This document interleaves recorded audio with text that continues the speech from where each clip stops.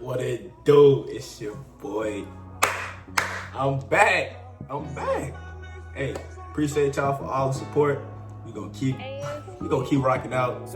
Ain't gonna lie, I got a little short video for y'all today, but we gonna jump right into it. We ain't even gonna make this long. Yeah, what's wrong? Y'all haven't noticed by the title? It's the case of the Minnesota assassin. Ain't gonna lie, I heard this nigga was popping shit, so we gonna jump right into this video. Boom! On September 12th, 21, this man, 38-year-old Antoine Suggs, assassinated 4 innocent people in the middle of the night. Our small team of investigative reporters has gathered the footage and case details about Antoine and how all 4 murders came to be in order to present the whole story in its entirety for the first time ever. This all started very early in the morning a few days prior on September 8th. Antoine arrived in Minnesota via airplane from his home state of Arizona, and footage shows that nothing seems to be out of the ordinary. But that changes very soon. Antoine is picked up by an unknown person and leaves the airport with them. A few days later, on September 11th, late at night, Antoine revisits the airport in a new luxury Mercedes SUV. Later investigations report that this car was recently loaned to Antoine. It is unknown whether or not Antoine is connected to a larger organized crime group. While it's a logical hypothesis considering the value of this luxury car Antoine is now driving, we have yet to unfold the full story of this case, as it is only just heating up. We don't know why Antoine revisited the airport, but the surveillance footage gives us a glimpse at his passenger, who bears a striking resemblance to one of his future murder victims, Netosha Lee Flug Presley. I ain't gonna lie. I feel like he got set up. Passenger is indeed Netosha. Then this was one of the last images showing her alive. According to a complaint filed by an anonymous person, a witness said they saw Antoine and Netosha taking shots together at a bar just hours after. Then it's always that person. No matter what murder case that we're watching, you're gonna get caught. So you might as well don't even commit the murder, bro. Like, what the fuck? Like, you better off just beating the shit out of her or some shit like that. Ain't no point. Like, what? He left the airport. Records also show that Netosha's aunt told investigators that Antoine and Netosha were romantically involved. Putting all this... You killed your girlfriend, dude? What's up with these niggas killing their girls? What? information together, it's becoming more and more likely that this passenger is indeed Netosha. After a night of drinking, it is believed that Antoine and Netosha went to a residence in St. Paul, where they spent time with 3 other people who would soon become Antoine's other 3 future murder victims.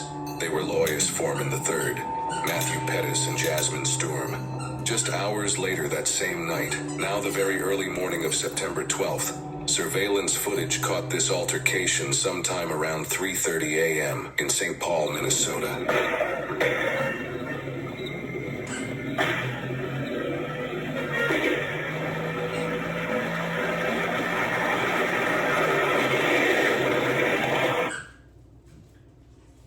What the fuck?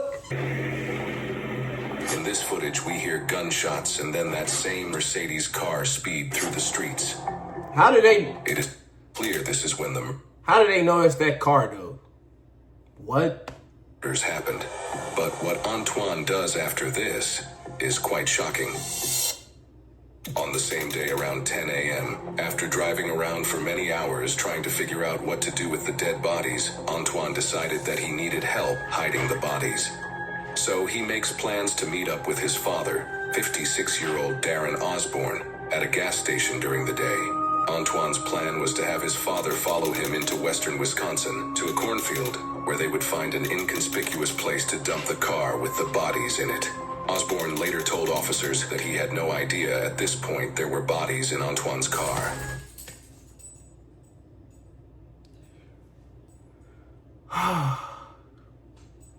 So you telling me you didn't tell your pops there was bodies in the car and now he's tied to a fucking murder? On the way to meet with his father, Antoine stops at a different gas station than the one planned for the meet. He bet it. This better not be the dead lady in the front seat still, gang.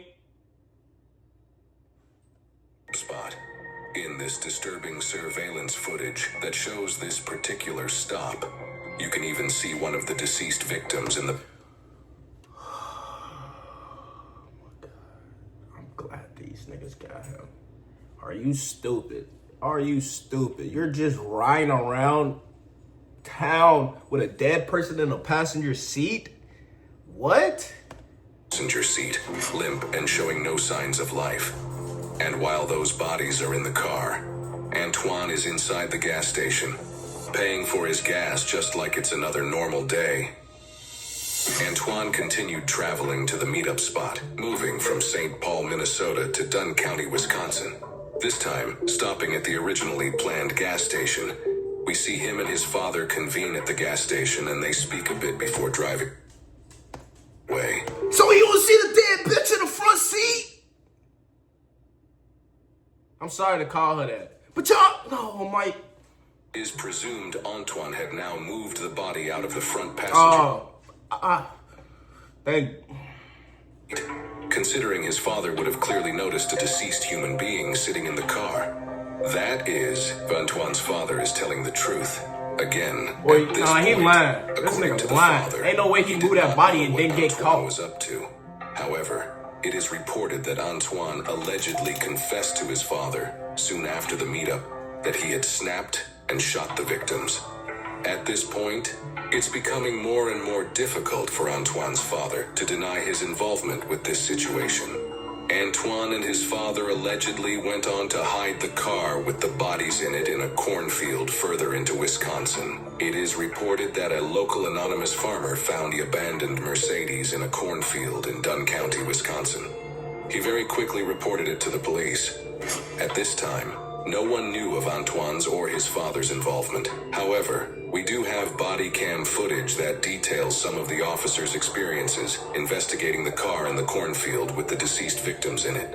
What they find is extremely brutal. That's where we're gonna go in right here.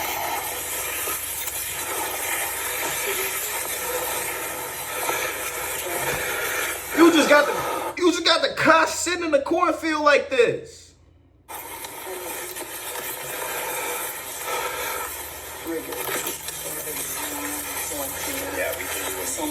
Look, the passenger is still in the front seat, bro. His dad is lying. Lock both of them coons up at this point. What the fuck? We did open the back door. We need to open the back door. Do we know if the one in the back on the far right is male or female? Do you know? The one on the far back? The behind the driver? So they were stiff when you moved them? Yes. Somebody said? I opened that door. I basically went like this, and it was just, hard, stiff. It's sad. Or whatever you want to call it. Obviously, the male, we didn't check anything on him. I thought there was like a hole. Looks like there might be blood pooling in his ear, or I thought maybe that was an entry or exit wound. I'm not sure. Thank you, guys. Thank you.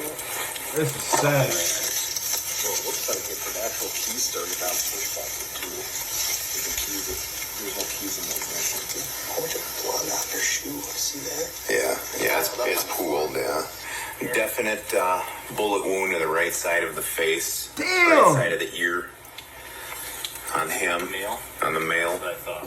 These officers are taking careful note of entry and exit wound deep. I'm not gonna lie, being a cop, I know we give them shit, but when they go through shit like this, I swear to God, they got the hardest job. Because if I was just to see them, I'd throw up. But when they be on that goofy ass shit, y'all know what the cops be on. Man, bro, I don't fuck with them. Details for a very important reason. This detail alone is extremely helpful in determining if the murders were committed with intent or in self-defense.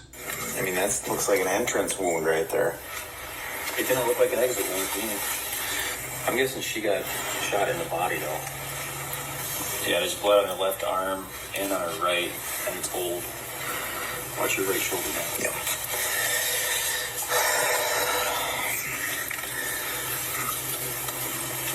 What's in the pocket, Dan? There. Dried blood. Yeah. Oh yeah, it's tripping right now. Oh yeah. Male and shot into the head. Right, yep. There's the exit wound over here. See on the front seat, Yeah. right below, right where the shoulder rest is, that white stuff, is that brain matter or skull particulates? It's hard to say. God damn. Is she wearing her seatbelt still? No, I couldn't tell if it was just they put it behind her. Just probably so that it wouldn't beep. Because the weight's in there, so it beep. I want to know where the gunshot wound is on this other gal. How do you have exit wounds and there's no damage in the vehicle? Well, then, but also if it's a headshot, wouldn't she have splatter? I mean, you got splattered on him, but it's just weird. Well, his is coming from his nose. You know, that's just drained Oh from the my nose from the God. breath. Oh, yeah. All right, well, did we look through that? Oh, let's just get out of here, I guess. I'll go talk to Kyle. During later investigations, Antoine's Arizona ID card was found on the floor of the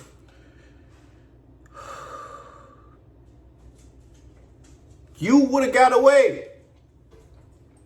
But you left your driver's license in the car. What?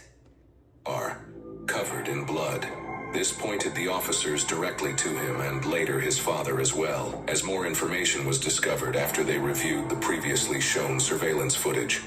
Officers arrested Antoine's father first, and then charged Antoine with 4 counts of hiding a corpse. Antoine, now back in Arizona, turned himself in to the Arizona authorities. Antoine would now be brought back to St. Paul, Minnesota, the city where he committed the murders. This is where his dramatic legal trial would take place. Over the course of the next few days of Antoine's trial, he claimed, incredulously, that he acted in self-defense in the killing and transporting of the 4 victims, which the prosecutors stated that they find improbable. Antoine has had a lengthy history of breaking the law, including multiple instances of unlawful possession of a firearm, possession of marijuana in a vehicle, driving with a suspended license, and much more. Even though Antoine had never racked up any charges nearly as serious as murder, this made it quite clear that Antoine is no stranger to criminal activity. During the trial, Antoine never gave any reason other than self-defense. He said the 4 victims... They were trying to rob me. It ties back into what I said. She probably set him up, but we don't know the truth. I'm just sorry to the 4 people that lost their lives. Y'all rest in peace. Y'all get y'all rest. I'm pretty sure this nigga is gonna live the rest of his life in jail. I'm not gonna lie, because you know how the justice system works, bro. God damn. were attempting to rob him, claiming he was the victim in this situation.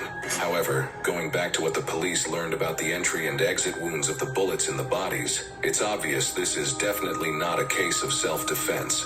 Even though no one believed Antoine's excuse, he still gave no other reason as to why he did this. So we may never know his true motive behind murdering the 4 innocent victims. The jurors, after 6 hours of deliberation, decided that Antoine was found guilty on all 4 counts of second-degree intentional murder and was sentenced to 103 years? years in prison. His father, Darren Osborne, was charged with 1 count of aiding an offender. After pleading guilty, he was sentenced to 5 years in prison.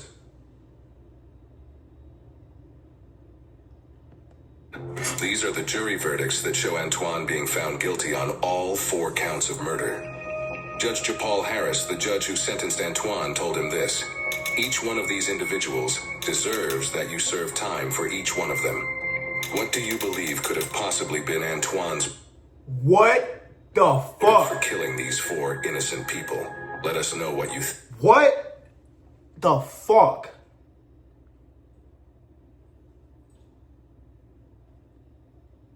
They gave that nigga 103 years. They gave his pops 5. Oh my God. I ain't gonna lie though, I appreciate y'all for watching this video. Y'all leave a like, comment, subscribe, share this to your mama, your auntie, your girlfriend, your dog, your cat, your guinea pig, your neighbor. Y'all share this bitch to everybody, man. Oh God, love y'all. He was hidden in the truth, you really caught him by surprise. They say why you stuck in the booth, you gotta really take your time. Why no? Gotta get up on your pace, you lose your mind. Why so? God, he put me at the grind for the